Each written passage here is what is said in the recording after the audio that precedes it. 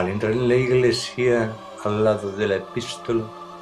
encontramos la imagen del Cristo crucificado, talla de la escuela castellana del siglo XX, una imagen que despierta gran admiración y muy visitada por sus devotos.